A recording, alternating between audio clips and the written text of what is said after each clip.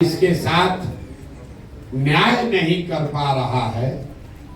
आप वो ब्रिज हैं जिसके जरिए आप समाज के उन वर्गों तक व्यवस्था से हुई नाइंसाफी के वजह से जो उनको कष्ट हो रहा है या उनको जो दिक्कत हो रही है उसको कुछ आप अपनी क्षमता योग्यता के अनुसार बांटने का प्रयास कर रहे हैं।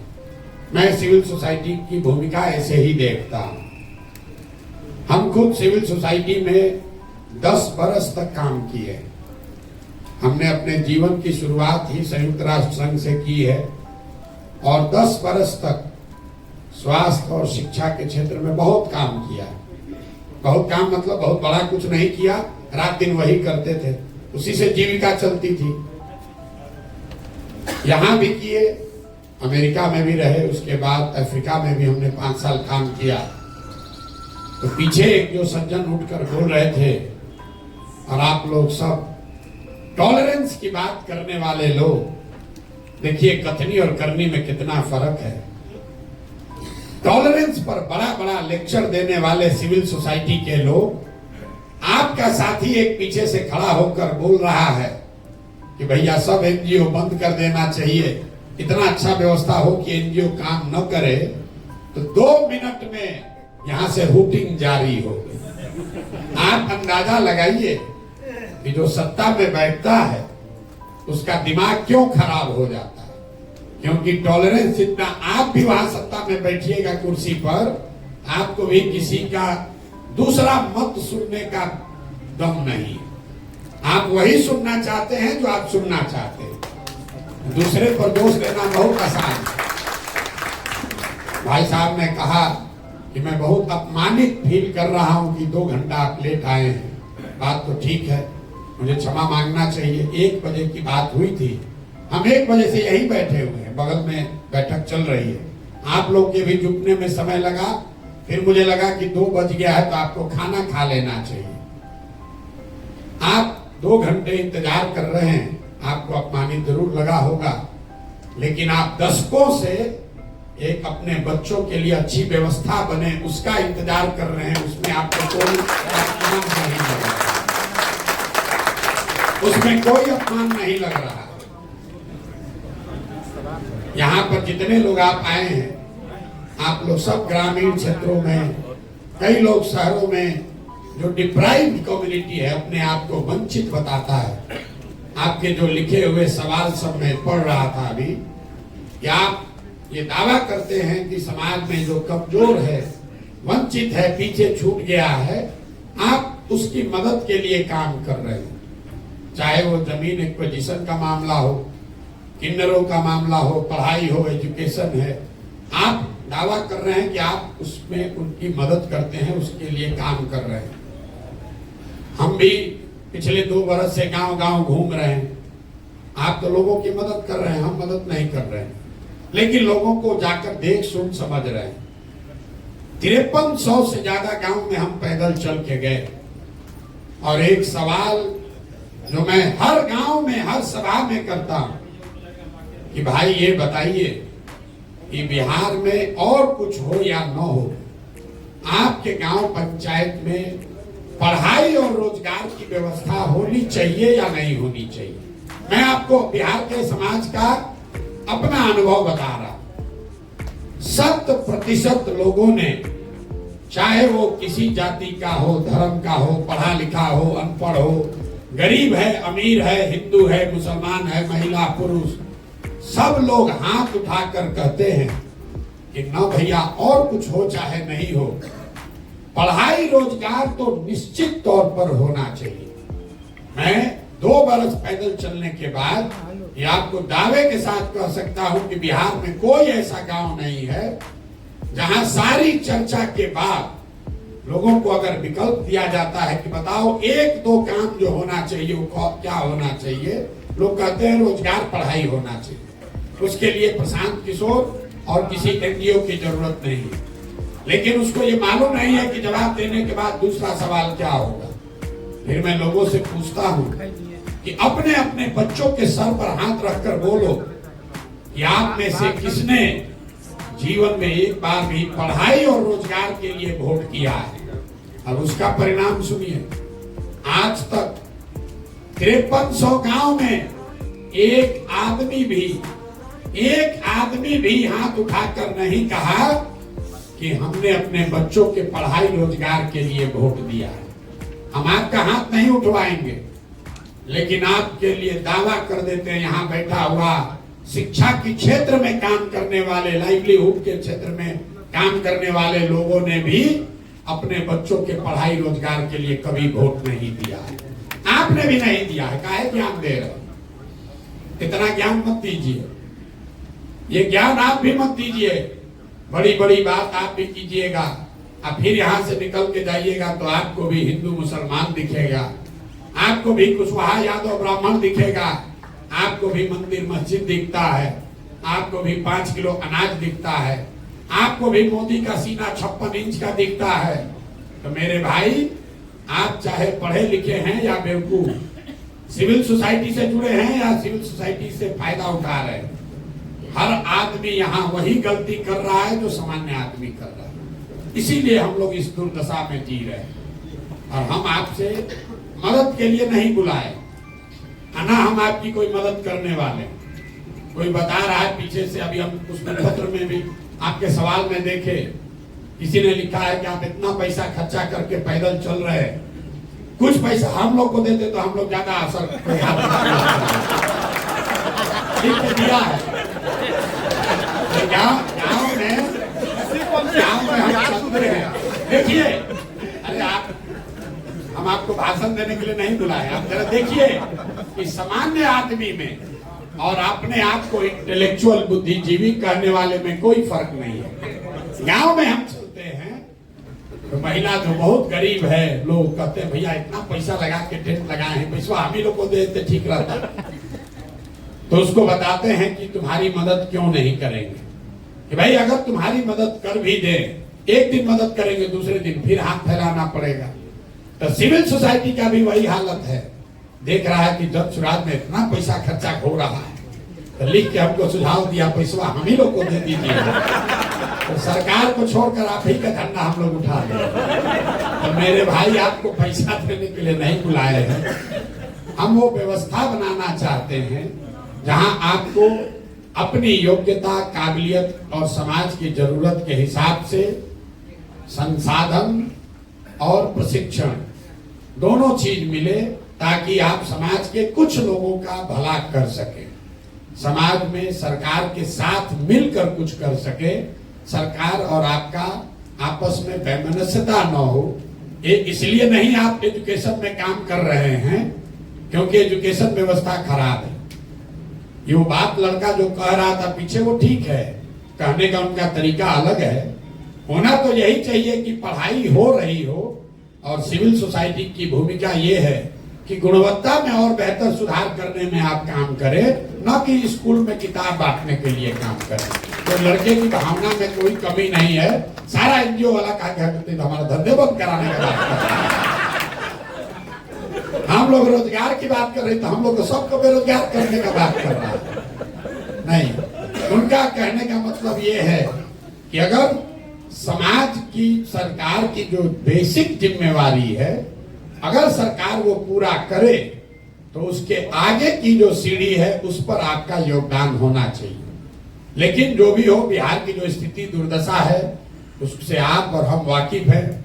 भाई साहब कह रहे हैं कि सीमांचल में बड़ा हालत खराब है, तो आप हमको बताइए मिथिलांचल में कौन बढ़िया है, चंपारण छपरा में कौन बढ़िया है कि सीमांचल का चिंता कर ले। हम पैदल चलते हैं, हर आदमी यही कहता है भैया पूरा बिहार बहुत गरीब है, पूरा बिहार में मधुबनी सबसे गरीब है, मधुबनी में बिस्फी सबसे गरीब है। फिर वहां से दरभंगा गए तो कहता भैया पूरा बिहार में बहुत परेशानी है, लेकिन सबसे ज्यादा परेशानी दरभंगा में है, दरभंगा में भी सबसे ज्यादा परेशानी केवटी में है। जो जहां रह रहा उसको लग रहा भैया हम ही परेशान हैं, हम ही दबे हुए। हम आपको बता रहे पूरा बिहार इतनी दुर्दशा में जी रहा है। यहाँ प्रति व्यक्ति आय है 35,000 रुपया, 35,000 रुपया प्रति व्यक्ति आय। पटना और बेगूसराय 2 जिला को हटा दीजिएगा तो प्रति व्यक्ति आय है 25,000 रुपया।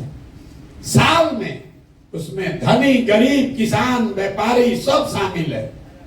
100 में 80 आदमी आज भी दिन में 100 रुपया 100 रुपया नहीं कमा रहा है। पढ़े लिखे लोग भी हमको पूछते हैं, ये भैया ऐसे कैसे संभव है कि 100 रुपया नहीं कमा रहा है, यहाँ तो मजदूरी 300 रुपया हो गया। उसको बताते हैं कि भाई एक परिवार में एक आदमी मजदूर है, पति पत्नी बाल बच्चा लेकर 5 आदमी है, मजदूरी एक कर रहा है। अगर 300 रुपया भी मिला तो दिन में उसको 60 रुपया हुआ, और 30 दिन उसको मजदूरी नहीं मिल रही है, मजदूरी मिली 15 दिन, तो प्रति व्यक्ति कितना हुआ 30 रुपया। 100 में 80 आदमी बिहार में 100 रुपया भी प्रतिदिन नहीं कमा रहा है। अब हम लोग बात कर रहे हैं कि मिथिलांचल ज्यादा खराब है कि सीमांचल ज्यादा खराब है। भैया पूरा बिहार ही खराब है, इसलिए एक नए प्रयास की जरूरत है। अब आपने कुछ लोगों ने सवाल किया है, जन सुराज पर काहे भरोसा करें भाई, आप अलग क्या कीजिएगा। बहुत लोगों ने लिख कर दिया, ये भी बात ठीक है, लेकिन इससे ज्यादा बेवकूफी वाला कोई सवाल भी नहीं हो सकता है। लोग हमसे पूछता है कि भैया ठगी, आपको हम मदद करने आए हैं लेकिन आप नहीं न ठगिएगा। अब आप बताइए कि हम शक्ल से इतना बेवकूफ दिखते हैं कि अगर हमको ठगना है तो पहले कहेंगे कि ठगेंगे। मतलब ऐसा कौन धरती पर बेवकूफ है जिसको ठगना है वो आकर ये कहे कि भैया हम तुमको ठगेंगे और फिर लोग ठगा जाएगा। जो हिंदी में शब्द है विश्वासघात, पहले विश्वास है फिर घात है। अगर आप विश्वास करोगे तभी तो घात होगा। रोड पर चलने वाला आदमी आप पर घात नहीं कर सकता। तो ये सवाल ही बेमानी है कि आप पर कैसे भरोसा करें, करें कि न करें। लेकिन आपके पास भरोसा करने के अलावा चारा है कि नहीं, ये जरूर पूछना चाहिए। मान लीजिए कि किसी को आप जानते हैं जिसको ला इलाज बीमारी हो गई, 2-4-5 बरिस से उसका इलाज चल रहा है, उसमें सुधार नहीं हो रहा, अंग्रेजी में उसको हम लोग कहते हैं पैलिएटिव केयर, मतलब रोग खत्म नहीं होगा, आपका जीवन ठीक ठाक चलता रहे, इसके लिए ट्रीटमेंट होता है। डॉक्टर साहब से जाकर आप पूछ रहे हैं, अरे भाई ये तो सुधारिए नहीं रहा, डॉक्टर ने कह दिया इलाज बीमारी है, इस पर अब कोई दवा काम नहीं करेगा। फिर एक दिन आप डॉक्टर साहब के पास पहुंचे, किसी ने बताया, डॉक्टर साहब ने, कि देखो एक दवा आया है नया, अभी ट्रायल में चल रहा है, हम गारंटी नहीं दे रहे, लेकिन अगर आप अनुमति दोगे तो ट्राई करके देखते हैं, 50% सफलता मिल भी सकता है, नहीं भी मिल सकता है। तब आप लोग सोच के बताइए कि एक दवा है जो एक्सपायर दवा है और एक दवा है जो कि अभी ट्रायल में नया नया आया है। एक तो मालूम है कि एक्सपायर दवा है, उससे तो कुछ होगा नहीं, खत्म हो गया कहानी। लेकिन जो ट्रायल में दवा आया है 50% चांस है वो सही भी हो सकता है, गलत भी हो सकता है। तो आप सारे बुद्धिजीवी लोग मिलकर क्या निर्णय लेंगे कि भैया चलो कम से कम 50% तो चांस है, तो जब सुराज वही 50% चांस है, क्योंकि जो यहाँ पहले से व्यवस्था है वो तो पूरा एक्सपायर है। अरे जिस राज्य में थोड़ा बहुत विकास होता, वहां पर अगर कोई नया दल बनाए तो ये समाज का पूछना लाजमी है कि भाई हम इनको छोड़कर आपको क्यों दें।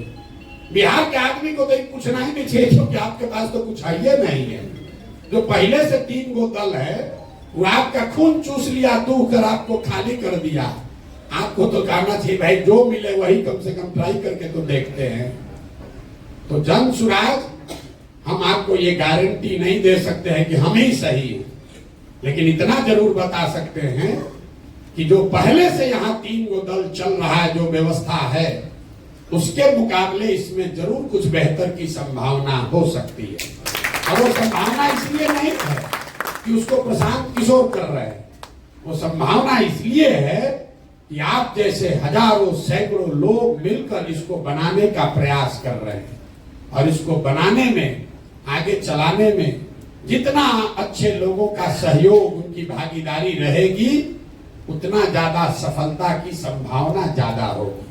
किसी एक व्यक्ति के कह देने से कि हम आएंगे तो ठीक हो जाएगा, हम पर भरोसा कर लो, इससे बड़ा कोई झूठ हो नहीं सकता। पीछे से एक जेपी सेनानी साहब खड़े हुए, उन्होंने बहुत अच्छी बात भी कही हमारे लिए, जन स्वराज के लिए अच्छी बात उन्होंने कही, उसके लिए आपका धन्यवाद कर रहे हैं सर।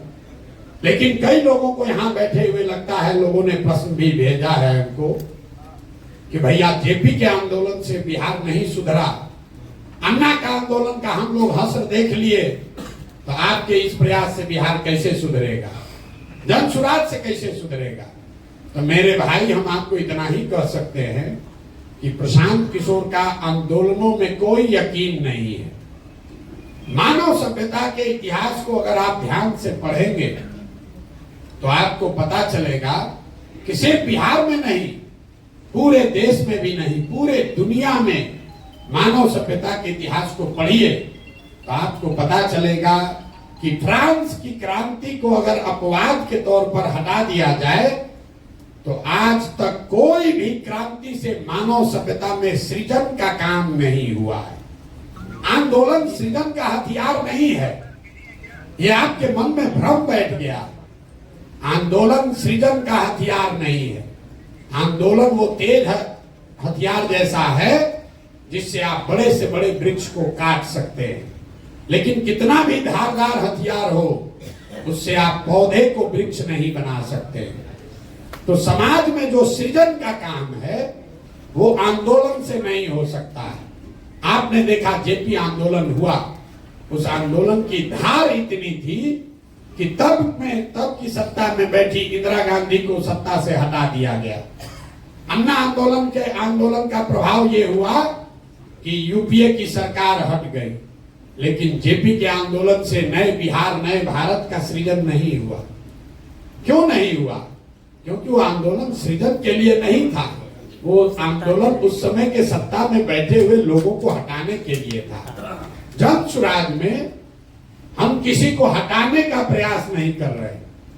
हम लोगों ने 2 बरस में कोई धरना, प्रदर्शन, बंद नहीं किया, किसी की मदद नहीं की, कोई घेराव नहीं किया, किसी के खिलाफ कुछ नहीं बोले। समाज को जाकर एक रास्ता बताने का प्रयास किया कि क्या करने से तुम्हारी व्यवस्था, तुम्हारी गरीबी दूर हो सकती है। और गरीबी दूर होने का 3 ही रास्ता पूरे दुनिया में विद्वानों ने बताया है। 3 ही रास्ता है गरीबी से निकलने का। एक रास्ता है पढ़ाई, दूसरा रास्ता है जमीन, और तीसरा रास्ता है पैसा, पूंजी। अगर आप पढ़े लिखे हैं, आपको नौकरी हो जाए, तो नौकरी न भी हो, कोई रोजगार भी करने लगे, तो आपकी गरीबी इसी बिहार में, इसी मिथिलांचल सीमांचल में जो लोग पढ़ लिख कर नौकरी करने लगे, उनकी जिंदगी थोड़ी सुधर गई। लेकिन बिहार में 2/3 से ज्यादा लोगों को पढ़ने की सुविधा आज तक नहीं दी गई। दूसरा रास्ता है जमीन का। अगर आप पढ़े लिखे नहीं हैं, आपके पास जमीन हो, तो खेती किसानी करके भी लोगों का जीवन सुधर सकता है।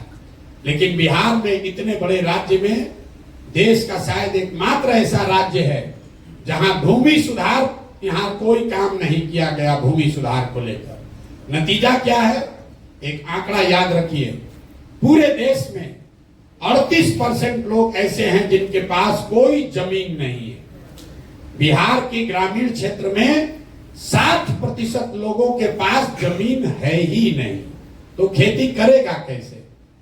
और जो बच गए 40% लोग जिनके पास जमीन है, उस 40 में 35 आदमी ऐसे हैं जो 2 बीघे से कम के मालिक हैं।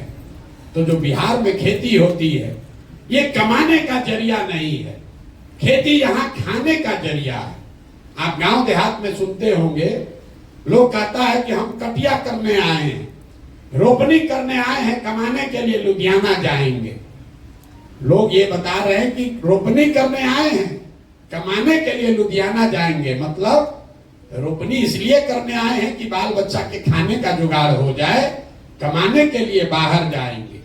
तो यहाँ की जो खेती है, यहाँ का जो भूमि का जो प्रोडक्टिविटी है, वो इतना कम है जिससे लोगों का सिर्फ पेट भर रहा है। और तीसरी बात, जब आपके पास पढ़ाई नहीं है, जमीन से प्रोडक्टिव इनकम नहीं है, तो एक ही रास्ता बचा। अगर लोगों के पास पैसा, पूंजी होता तो कोई ना कोई रोजी रोजगार हर आदमी कर सकता है। आप में से कई लोग लाइवलीहुड के फील्ड में काम करते होंगे, लेकिन बिहार में पूंजी की इतनी कमी है कि यहाँ सीडी रेशियो है 40%। बहुत कम लोग इसकी चर्चा करते हैं। बिहार में सीडी रेशियो है 40%। मतलब जो पैसा आप और हम बैंक में रखते हैं, बैंकों की जिम्मेवारी है कि अगर आप 100 रुपया बैंक में जमा कीजिएगा तो कम से कम 70 रुपया लोन के तौर पर समाज को उपलब्ध होना चाहिए। घर बनाने के लिए, गाड़ी खरीदने के लिए, बिजनेस व्यापार करने के लिए, खेती करने के लिए। भी पूरे देश में अभी सीडी रेशियो है 74%, बिहार में ये रेशियो है 40%। इसका नतीजा क्या होता है? इसका नतीजा ये है कि पिछले 30 वर्ष में बिहार से 26 लाख करोड़ रुपया, जरा समझिए, 26 लाख करोड़ रुपया आपका, हमारा, बिहार की गरीब जनता का जो यहां बैंकों में जमा हुआ, उसमें से 26 लाख करोड़ रुपया बैंकों ने बिहार से उठाकर दूसरे राज्यों में भेज दिया। आप सोच रहे हैं कि 2000 करोड़ का कोई फैक्ट्री लगाए, कोई चीनी मिल चालू करे, कोई जूट मिल लगाए। हम आपको बता रहे हैं 26 लाख करोड़ रुपया, ये मेरा आंकड़ा नहीं है, रिजर्व बैंक ऑफ इंडिया का आंकड़ा। पिछले वर्ष यहाँ बिहार की गरीब जनता ने यहाँ के बैंकों में टोटल पैसा जमा किया 4,61,000 करोड़ रुपया, और 4,61,000 करोड़ में से 70% के हिसाब से कम 2,80,000 करोड़ रुपया बिहार के लोगों को मिलना चाहिए था, रोजी रोजगार के लिए, व्यापार के लिए, घर के लिए, गाड़ी के लिए। मिला कितना? 1,61,000, 1,61,000 करोड़। बाकी पैसा कहां गया? बाकी पैसा गया आंध्र प्रदेश, गुजरात, तमिलनाडु, केरल, कर्नाटक। वहां पर सीडी रेशियो कितना है? वहां पर सीडी रेशियो है 90, 95, 100, 105। अगर आंध्रा में बैंकों में 100 रुपया जमा हुआ तो आंध्रा के लोगों को 105 रुपया कर्ज मिला। बिहार के लोगों ने 100 रुपया जमा किया तो हमको, आपको 40 रुपया मिला। आप अंदाजा लगाइए, बोलचाल की भाषा में समझिए, कहता है सीडी रेशियो क्या होता है। अगर आप जितने लोग आए हैं सबके पास मोटरसाइकिल, कार होगा, लेकिन अगर बैंक से आपको गाड़ी, मोटरसाइकिल के लिए लोन न मिले तो 90% आदमी गाड़ी, मोटरसाइकिल नहीं खरीद पाएगा। सबका लोन से ही आप मोटरसाइकिल खरीदे होंगे। वो पूंजी की उपलब्धता है कि आपके पास मोटरसाइकिल का ओनरशिप बढ़ा। जब पहले मोटरसाइकिल के लिए लोन नहीं मिलता था, गांव में 4 गो 5 गो मोटरसाइकिल था, अब हर महीने 1500 रुपया दीजिएगा, मोटरसाइकिल मिल जाता है। तो लोन की उपलब्धता, पूंजी की उपलब्धता से लोगों की लाइवलीहुड बढ़ी, उनकी मोबिलिटी बढ़ी। आप अंदाजा लगाइए, अगर 2.5 लाख करोड़ रुपया हर साल एक्स्ट्रा मिलने लगता तो कितने लोग अपना घर बड़ा बनाते, कितने लोग नई गाड़ियां खरीदते, कितने लोग नया रोजी रोजगार करते। यहाँ बहुत लोग अनुभवी बैठे हुए हैं। हम लोग के पिताजी के टाइम में जब घर बनता था, साल भर आप काम कीजिए, पैसा बचाइए, उसके बाद आदमी 2 कमरा बनाता है, फिर बेटा का ब्याह लगा करता है, इस पर पैसा जुगाड़े हैं, लिंटर करेंगे। लेकिन वही HDFC, स्टेट बैंक अगर आपको 20 लाख रुपया लोन दे दे तो आप पूरा घर बना लेते हैं और फिर EMI से पैसा वापस करते हैं। ये पूंजी की ताकत है। बिहार में गरीबी का मुख्य कारण यह है कि यहाँ गरीबी से निकलने के 3 रास्ते जो आपके काम से जुड़ा हुआ है, शिक्षा, जमीन और पूंजी, इस तीनों की उपलब्धता नहीं होने की वजह से लोग गरीब हैं। और लोगों को लग रहा है सरकारी नौकरी, लोग यहाँ देखिए बहस क्या चल रहा है कि 10 लाख नौकरी देगा कि नहीं देगा। आपको एक और आंकड़ा दे रहे हैं, पूरे बिहार में 84 से लेकर, आप लोग एनजीओ सेक्टर में काम करते हैं, आप लोग की भी इच्छा है सरकारी नौकरी मिल जाता तो बढ़िया होता। पूरे बिहार में 75 साल में 84 से लेकर मुख्य सचिव तक जितने लोग सरकारी नौकरी में हैं, सबकी संख्या जोड़िएगा तो वो संख्या है 23 लाख लोग। 1.97% लोग ही सरकारी नौकरियों में हैं। ध्यान रखिए, पूरे बिहार की आबादी है 13 करोड़, 1.972% से कम लोग सरकारी नौकरियों में हैं। लेकिन पूरा समाज सरकारी नौकरी के पीछे पड़कर अपना जीवन बर्बाद कर रहा है। आप जाइए मुसल्लापुर घाट में, यहाँ एक क्लास में 3-3, 4-4 हजार लड़के कोचिंग कर रहे हैं। रेलवे में कोई क्लर्क बनने के लिए, बैंक में जाने के लिए। आप भी अपने बच्चों को भेज रहे, लोग अपना जमीन बेच के ट्यूशन कोचिंग करा रहा है। उसमें से 2-4 को नौकरी मिलता है और 100 में 97 आदमी अपना 3-4 बरस घर का आटा गीला करके वापस जाता है बेरोजगार बन के। नौकरी, सरकारी नौकरी यहां से गरीबी का हटाने का उपाय नहीं है। गरीबी हटानी है तो 3 बातें सुधारनी है। 15 बरस से कम उम्र के बच्चों के लिए इतनी अच्छी पढ़ाई की व्यवस्था हो कि वो आदमी, वो बच्चा बड़ा होकर व्यवस्था पर बोझ न बने। हम लोग यहीं पढ़े हैं सरकारी स्कूल में, अच्छा पढ़ लिख गए, तो हमको नहीं मतलब है कि बिहार सरकार 400 रुपया पेंशन देता है, आयुष्मान का कार्ड बांट रहा है कि नहीं बांट रहा है, कि उसका इंदिरा आवास मिल रहा है कि नहीं मिल रहा है। हम व्यवस्था पर बोझ नहीं है, जो कमाते हैं उस पर टैक्स देते हैं, व्यवस्था को मजबूत करने में अपना कुछ न कुछ योगदान कर रहे हैं। अगर इनकम टैक्स नहीं भी दे रहे हैं तो आप बड़े कंज्यूमर हैं, 20,000 30,000 रुपया कमाते हैं, खर्चा करते हैं, तो जो चीज आप खरीद रहे हैं उस पर जीएसटी लग रहा है 18%, 20%, तो समाज के प्रति आपका योगदान है। लेकिन वही आप कुछ नहीं अगर किए, पढ़ाई लिखाई नहीं किए, तो व्यवस्था से मांग रहे हैं 5 किलो अनाज, व्यवस्था से मांग रहे हैं 400 रुपया पेंशन, व्यवस्था से मांग रहे हैं इंदिरा आवास, आयुष्मान कार्ड। तो जन स्वराज की पहली सोच है कि सबसे पहले 15 साल से कम उम्र के बच्चों को पढ़ाने की इतनी अच्छी व्यवस्था बनाई जाए कि वो आगे व्यवस्था पर बोझ ना बने। दूसरा पिलर ये है कि 15 साल से 55 साल के उम्र के लोग जिनको अब वापस पढ़ाया नहीं जा सकता है, लेकिन उनके पास कुछ न कुछ काम करने की क्षमता, स्किल है, अच्छा है खराब है लेकिन कुछ न कुछ क्षमता है, उन लोगों के हाथ में पूंजी दिया जाए ताकि वो मजदूरी से निकलकर कुछ न कुछ छोटा मोटा व्यवसायी बन पाए। और तीसरा प्रयास ये है, तीसरा पिलर ये है कि 60 वर्ष से ज्यादा उम्र के लोगों को कम से कम 2,000 रुपया पेंशन जरूर दिया जाए ताकि वो एक डिग्निफाइड लाइफ जी सके। अब तीनों का आप समझिए। बहुत आदमी कहता है तो ऐसे भाषण दे दिए, कैसे होगा? अगर 60 साल से ज्यादा उम्र के हर व्यक्ति, महिला पुरुष को 2,000 रुपया मासिक पेंशन देना है तो बिहार सरकार को अभी जो पैसा खर्च हो रहा है उसके ऊपर 6 से 8,000 करोड़ रुपया साल का लगेगा। बिहार सरकार का टोटल बजट पिछले साल का है 2,46,000 करोड़। तो अगर 6,000 करोड़ रुपया उसमें से निकाला जाए एक्स्ट्रा, तो 60 वर्ष से ज्यादा उम्र के हर महिला को, हर पुरुष को कम से कम 2,000 रुपया मिलने लगेगा। और उसका कोई नुकसान भी नहीं है, क्योंकि ये वो लोग हैं जो 2,000 रुपया लेके बैंक में नहीं रखेगा। आंकड़े बताते हैं, आप सिविल सोसाइटी में अगर काम करते हैं, जो सबसे गरीब आदमी है वो 90% से ज्यादा पैसा कंज्यूम करता है, खर्च करता है खाने पर, रहने पर। तो जो सरकार ये पैसा देगी, इससे वो आदमी बेहतर खाना खाएगा, वो आदमी अपने लिए कपड़ा खरीदेगा, तो एक बड़ा पोर्शन इसका लौट कर फिर सरकार के पास आना है। दूसरा, मैंने जो बताया कि इतनी बड़ी जनसंख्या को पूंजी कैसे दीजिएगा? अगर यहां पर सिर्फ सीडी रेशियो को सुधार दिया जाए, आप कहिएगा कैसे सुधरेगा? ऐसा नहीं है कि बैंकों की मनमानी है कि जितना मन होगा लोन देंगे, नहीं देंगे। आपकी जानकारी के लिए बता रहे हैं कि मुख्यमंत्री के अध्यक्षता में एक कमेटी है, देश के स्तर पर प्रधानमंत्री की अध्यक्षता में कमेटी है, जो हर महीने इस बात को का ध्यान रखती है कि बैंकों में जो पैसा जमा हो रहा है उसका कितना पैसा लोगों को ऋण के तौर पर मिल रहा है। सीडी रेशियो, आरबीआई डेटा आंकड़ा जारी करता है, वेबसाइट पे जाइएगा दिखेगा।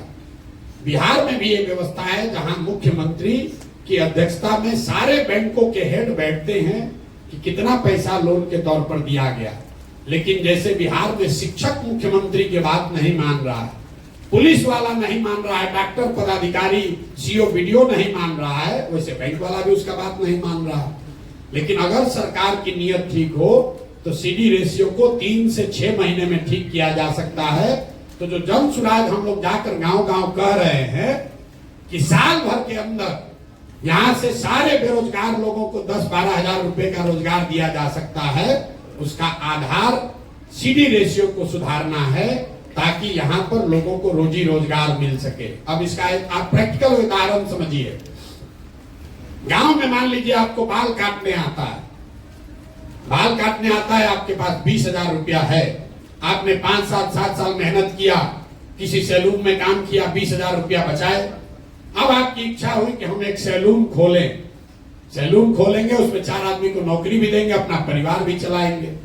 सैलून खोलने जब आप गए अपने शहर में तो पता चला, अपने चट्टी गांव टाउन जो भी कह लीजिए बाजार में, तो पता चला कि यहाँ तो 1 लाख रुपया लगेगा तब सैलून खुल पाएगा। तो आप नेचुरल आपका प्रयास है कि आप बैंक में जाइए ताकि 80,000 रुपया आपको मिले और आप 1 लाख में सैलून खोल लीजिए। 80,000 को सैलून चलाकर धीरे धीरे वापस कीजिएगा। जब बिहार में पूंजी उपलब्ध नहीं होता है तो आदमी क्या करता है, बाल काटने उसको आ रहा है लेकिन पूंजी नहीं हुआ, अब बचा उसके पास अपना 20,000, तो उस 20,000 को खर्च कैसे करता है? वो 5,000 रुपया 4,000 रुपया खर्चा करता है, किसी नौकरी के दलाल को देता है कि बॉम्बे में दिल्ली में किसी सैलून में हमको नौकरी दिलवा दो। फिर 2,000-2,500 रुपया में ट्रेन का बस का टिकट खरीदता है ब्लैक में कि हम लगा कर बोरा की तरह कम से कम दिल्ली बॉम्बे पहुंचे। 5-7 हजार रुपया खर्चा हो गया, अब बचा उसके पास 15,000 12,000। वहां बॉम्बे दिल्ली गया तो वहां जो खोली वाला है तो 3 महीने का एडवांस ले लिया, 5-7 हजार वो भी चला गया। 1-2 हजार रुपया का जो बर्तन बासन है उसमें खर्चा हो गया। तो आप देखिए पूंजी की महत्ता। आदमी को बाल काटने आता है, बाल आदमी वही है, अगर उसको 80,000 रुपया मिल जाता लोन के तौर पर तो यहाँ सैलून चलाता, 4 आदमी को नौकरी देता, एक छोटा व्यवसायी होता। लेकिन वो 80,000 नहीं मिला तो बॉम्बे में दिल्ली में जाकर मजदूर बन गया, बाल वहां भी काट रहा है लेकिन वहां मजदूर के तौर पर काट रहा है, यहाँ छोटा व्यवसायी होता। तो हम लोग का जन स्वराज की जो सोच है कि जो जवान लड़के हैं, जो नवयुवक हैं, उनको पूंजी उपलब्ध कराया जाए ताकि घर घर में रोजी रोजगार हो सके।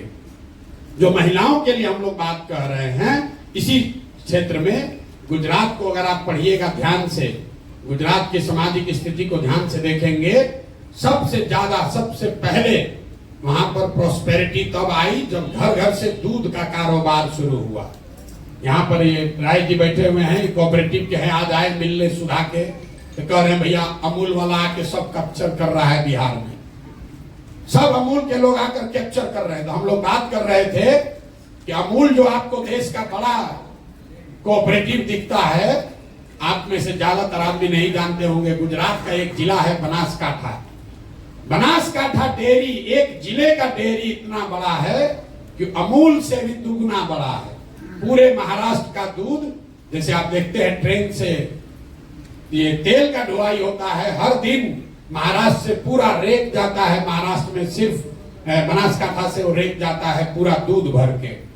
तो जब वहां की महिलाओं को ऑपरेशन फ्लड के तहत पैसा दिया गया, घर घर लोगों ने भैंस गाय का व्यापार शुरू कर दिया, 50 लीटर 20 लीटर 30 लीटर दूध बेचने लगा, उससे लोगों को आमदनी बढ़ी। तो यहाँ पर महिलाओं को जो अभी सेल्फ हेल्प ग्रुप चला रहे हैं, जीविका के लोग, उसमें ब्याज का दर है करीब करीब 30% सालाना, क्योंकि हर महीने आपको ब्याज लगता है 2.25%। हम लोग कह रहे हैं कि नहीं, सालाना ब्याज का दर घटाकर कीजिए 4%। 4% के ब्याज के दर पर अगर महिलाओं को पैसा उपलब्ध करा दिया जाए तो यहाँ घर घर महिलाएं कुछ ना कुछ रोजी रोजगार कर पाएंगी।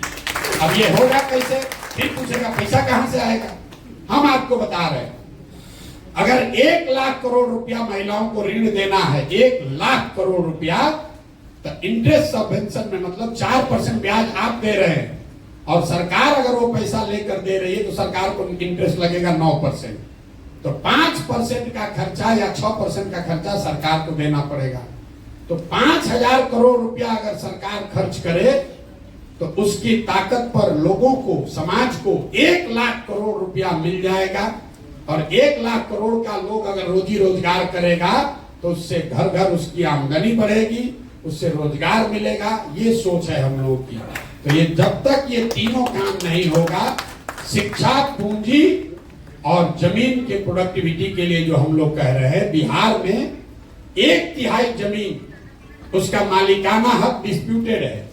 अगर आप लोग गांव देहात में काम करने का अपने अनुभव का दावा करते हैं तो आपको मालूम होगा 1/3 FIR जमीन के विवाद से जुड़ा हुआ। जमीन का मालिकाना हक लोगों को पता नहीं है। अभी सरकार ने जो सर्वे अभियान शुरू किया है, ये समझिए कि घाव है उसको उखाड़ के और खराब करने का काम है।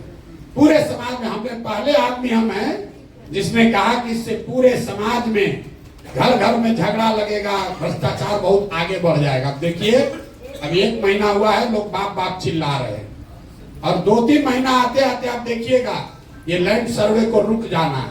अगर नहीं रुका तो गोली बंदूक चलेगा, घर घर में आपस में लड़ाई होगा। नीतीश कुमार बिना सोचे समझे, बिना तैयारी के सर्वे करा रहा।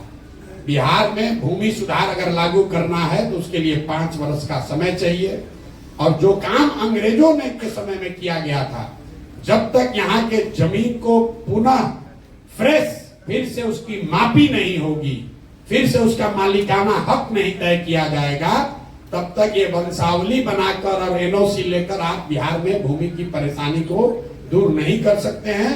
इससे समस्या और बढ़ेगी। हम लोग का जो पूरा प्रयास है, शिक्षा 15 साल से कम उम्र के बच्चों को इतनी अच्छी शिक्षा दी जाए कि वो व्यवस्था पर बोझ न बने। युवा जिसको पूंजी उपलब्ध कराया जाए ताकि वो अपने लिए रोजी रोजगार कर सके, और बूढ़े लोगों को हर हालत में कुछ सम्मानजनक जिंदगी जीने भर का मदद किया जाए। ये जन सुराज की सोच है। अब आप लोगों ने कुछ अपना ऐसा सुझाव नहीं दिया। पीछे से कोई एक लैंड एक्विजिशन को लेकर बोला है। लैंड एक्विजिशन को लेकर जो परेशानी यहाँ आ रही है, चौसा का बिंदु है, या आज हमें किसी ने नालंदा राजगीर की भी बात बताई है, जो एयरपोर्ट के लिए जमीन लिया गया है। इसमें जो कानून है, भूमि अधिग्रहण कानून बिल्कुल ठीक है कि जो मार्केट का रेट है उससे 4 गुना मिलना है। दिक्कत यह है, ऑपरेशनल दिक्कत, यहाँ जमीन पर भूमि अधिग्रहण किया गया 10 वर्ष पहले और उसका सेटलमेंट हो रहा है आज। तो विवाद लोगों को ये नहीं है कि हम जमीन देंगे कि नहीं देंगे। विवाद ये है कि जमीन का दाम 10 वर्ष पहले वाला देखकर 4 गुना किया जाए कि आज के भाव का 4 गुना किया जाए। सरकार का ये कहना है कि भाई अधिग्रहण तो 10 वर्ष पहले हो गया, प्रोजेक्ट पास हुआ 10 वर्ष पहले, बजट पैसा आया 10 वर्ष पहले के हिसाब से, आज मुआवजा बट रहा है। तो लोग जब बट रहा है तो कह रहा है कि आज के हिसाब से दो, और सरकार क्या कह रही है कि हम तो 10 वर्ष पहले के हिसाब से बजट किए हुए हैं, तो हम तुमको आज के हिसाब से कैसे देंगे। तो ये प्योरली ऑपरेशनल दिक्कत है, ये नीतिगत मामला नहीं है। देश में भूमि अधिग्रहण को लेकर कानून बना हुआ है। मोदी सरकार ने 3 बार उसको हटाने का प्रयास किया, वापस नहीं हटा पाए। वो कानून बना हुआ है कि आज के मार्केट रेट से 4 गुना आपको पैसा मिलना चाहिए, लेकिन जिस दिन जमीन का अधिग्रहण हुआ उस दिन के मार्केट प्राइस से, 20 वर्ष के बाद का नहीं। तो इसमें कुछ जो जमीन जिनका है उनका भी गलती है। जब जमीन मिला, जब अधिग्रहण हुआ तब पैसा लिया नहीं, सोचता बढ़ेगा तब लूंगा। फिर 5 वर्ष के बाद आके सरकार ले रहा है तो कह रहा है जिस दिन आपको अधिग्रहण की सूचना जारी हुई है उसी डेट के हिसाब से पैसा मिलेगा। और आप चाह रहे हैं कि अब आज हम उस पर साइन दे रहे हैं, कंसेंट कर रहे हैं, तो आज हमको पैसा मिले। तो ये इसमें ऑपरेशनल दिक्कत है, ये नीतिगत मामला नहीं है। बाकी और कोई सुझाव आपका विशेष हमने देखा नहीं।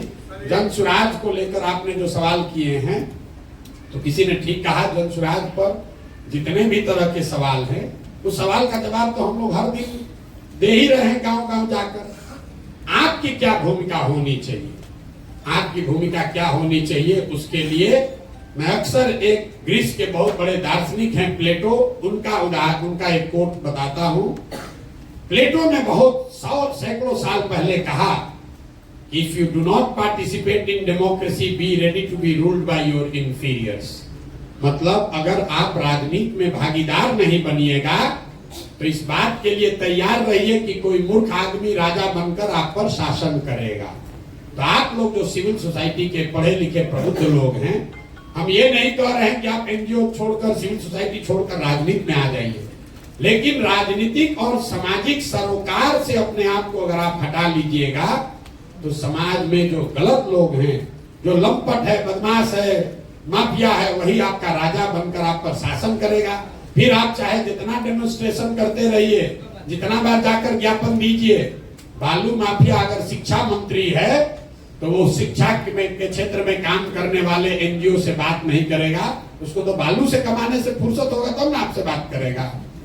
अगर शराब माफिया स्वास्थ्य मंत्री हो जाएगा तो आप कितना भी ज्ञापन दे दीजिए, कितना आंकड़ा डेटा दे दीजिए, वो समझने वाला नहीं है। तो आपकी जिम्मेवारी ये है कि अपना काम करते हुए समाज को इस बात के लिए तैयार कीजिए कि भाई तुम अपने बच्चों के लिए वोट करो, अपने पढ़ाई रोजगार के लिए वोट करो। फिर मैं उसी आदमी की बात कहूंगा जो पीछे जिसके नाम पर आप लोग वोटिंग किए कि भैया हम एनजीओ चला रहे हैं, कितना दिन तुम्हारे बच्चा को पढ़ाएंगे। जब सरकार अच्छी बन जाएगी, अच्छा स्कूल होगा, तब सबके बच्चे अच्छा पढ़ेंगे। इसलिए अपने बच्चों के पढ़ाई के लिए वोट दो। बालू माफिया, शराब माफिया को वोट मत दो। जाति के नाम पर मत बिको। जितने लोग आप हैं, आप भी अपनी ओर से प्रयास कीजिए। ये प्रशांत किशोर का अकेला अपना प्रयास नहीं है। ये प्रशांत किशोर कोई कर्जा नहीं खाए हैं बिहार का कि हम ही को करना है। ये आपकी हमारी सबकी जिम्मेवारी है। मानवता का ये तकाजा है कि अगर आपका पेट भर जाए तो अपना पेट भरने के बाद अगर आपके पास कोई साधन, शक्ति, समय, व्यवस्था है तो जिसका पेट नहीं भरा है उसकी चिंता आप कीजिए। ये भी सिविल सोसाइटी का आपका मूल मंत्र है। अगर आप वो नहीं करते हैं तो बड़ी बड़ी बात कहने से कुछ नहीं होगा। कुछ ना कुछ योगदान कीजिए, थोड़ा कम कीजिए, ज्यादा कीजिए। पैसा और समय ये किसी के पास अपने जरूरत से ज्यादा नहीं है। अंबानी के पास भी पैसा उसके जरूरत से ज्यादा नहीं है, तभी तो रोज बिजनेस कर रहे हैं। तो ये समझना कि हमारा पास तो पैसा नहीं है, जब हो जाएगा तब करेंगे, हमारा पास तो समय नहीं है, जब समय रहेगा तब करेंगे। तो किसी के पास समय और पैसा ज्यादा नहीं होता है। आपको अपने जीवन में तय करना है कि जो हमारे पास है इसमें से कुछ न कुछ अपने समाज के लिए, अपने मिट्टी के लिए कुछ न कुछ हम अपना योगदान करेंगे। अगर आप जुड़कर कुछ करना चाहते हैं तो आपके और आपके बच्चों के सामने आएगा। जो हम लोग हिंदू धर्म में भी कहते हैं, जो कुछ भी आप करते हैं वो आपके और आपके बच्चों को मिलना ही मिलना है, उससे कोई नहीं, उसके लिए किसी कलगत व्यवस्था की जरूरत नहीं है। भगवान में, ऊपर वाले में हम लोग का भरोसा है। आप अच्छा करेंगे तो आपके सामने, आपके बच्चों के सामने वो अच्छा बनकर आएगा ही आएगा। आप यहाँ बैठे हैं, हम यहाँ खड़े होकर भाषण दे रहे हैं। किसी व्यक्ति ने, किसी समाज ने कहीं सरकारी स्कूल, मिशन स्कूल बिहार में बनाया था जहां से पढ़कर हम यहाँ पहुंचे हैं, तब तो खड़े होकर भाषण दे रहे हैं।